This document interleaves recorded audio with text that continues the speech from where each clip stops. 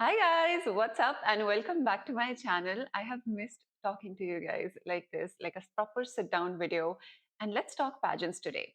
If you're new here, I'm Nikita Tanwani, former Femina Miss India, Andhra Pradesh, and now a content creator and model and a pageant coach. And I have my own personal coaching brand called Conquer with Nikita Tanwani as well. All of the details of which you can check out in the link in the description box below. Today, I decided that it's time that we speak about pageant prep for those of you who have probably never competed before. If you're a Miss India 2024 aspirant, then you know what I'm talking about. And for a lot of you, this is going to be your first experience on that stage, stepping into the world of beauty pageants. And there are a gazillion thoughts that might be racing through your mind. Don't worry, I got you. I'm going to be sharing a couple of tips from my experience that are going to be helping you in winning the first ever title and crown that you dreamt of. And even if you do not end up winning the crown, you're definitely going to gain a lot from this wonderful experience that you're about to have. So if you want to win your next pageant, then keep watching.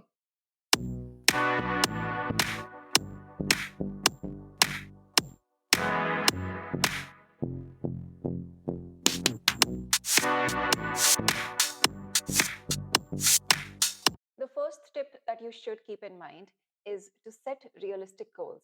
As a coach, every single client that I work with, I do explain to them that winning a pageant cannot be guaranteed, and I do not make promises such as that solely because of the reason that there are so many factors that play a role in the overall result of a beauty pageant that it's next to impossible to guarantee the win. However, it is very realistically possible to have a strategic roadmap that takes you closer to the title.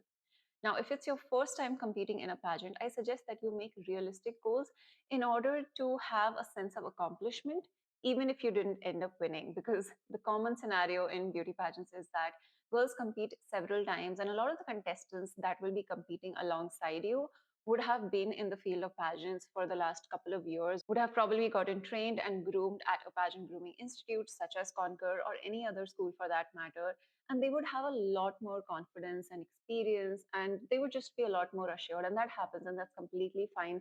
It's not supposed to intimidate you. However, what you can try to understand is that sometimes it takes a few opportunities, it takes a few experiences until you really get the hang of what are your strengths and weaknesses when it comes to beauty pageants. So a realistic goal that you could set if you're a first time pageant aspirant and contestant is, maybe your goal is to just make a new friend, or whether it's to win a certain optional, that is a sub contest of sorts.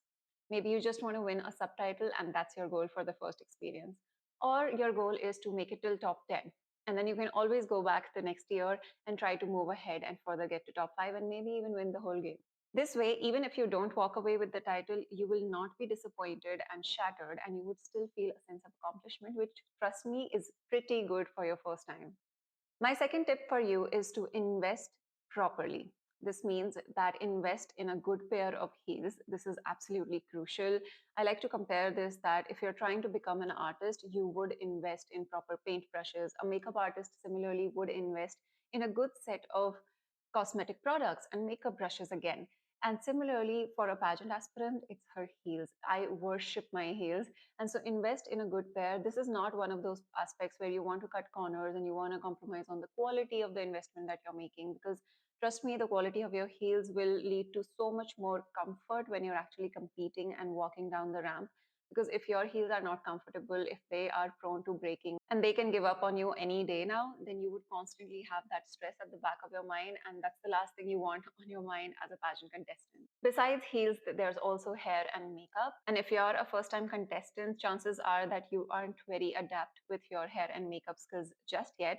And so do not try to rely on yourself, as you don't absolutely have to do everything yourself. If you're going for an audition and you can hire a professional makeup and hairstylist to style you that particular day for the event, because this is where your first impression is going to happen, then definitely hire a professional. It's going to give you such a confidence boost. You're going to feel like such a diva sitting in the makeup chair.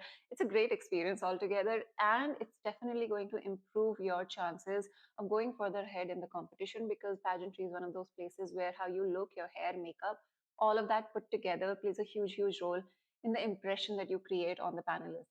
Number three, understanding pageant wardrobe.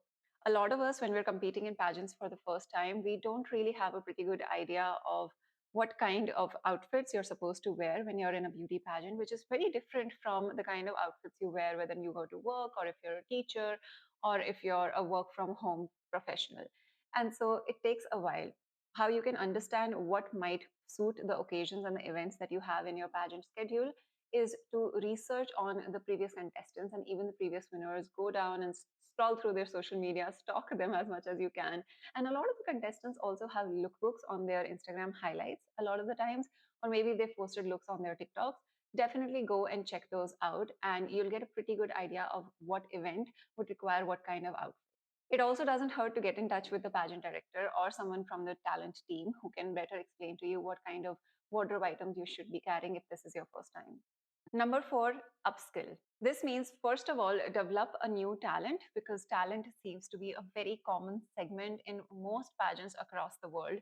So make sure that you have a performing talent that you are confident of and that you will be able to perform in a 1 to 2 minute duration on stage, provided you have that opportunity. Upskilling also means that you also have to parallelly work on your interview skills.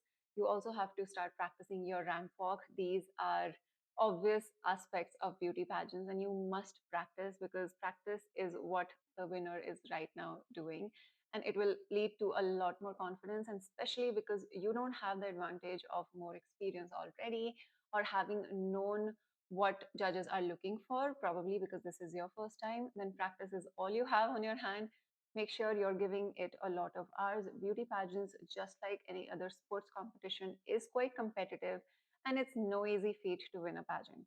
If you want to train with me for your upcoming pageant, then you can check out my grooming school link given in the description box below, or you can personally email me if you're outside of India and you want to book a one on one coaching session with me.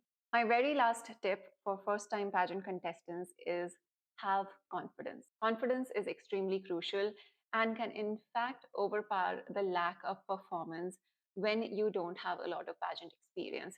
If, as a judge, I see tremendous potential and the confidence to back it up in a contestant, that girl to me or boy is way more attractive compared to someone with a lot of experience but not the greatest confidence, and that she does get nervous at times.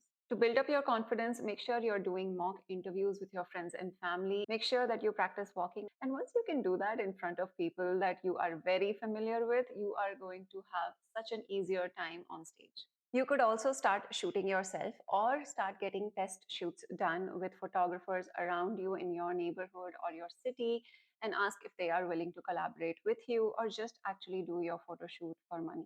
This will help you a lot with getting comfortable in front of the camera. Since you're a first time contestant, you probably don't have a lot of experience. However, if you are a professional model, then you probably have experience and are comfortable in front of the camera. Then, in that case, just try to familiarize yourself a little bit with how pageant expressions and posings and headshots are done a little differently than other categories of modeling. And the last thing I want you to remember about cultivating confidence is to make sure you're maintaining eye contact with the judges when you are walking towards them and when you are introducing yourself or anytime you are speaking with them.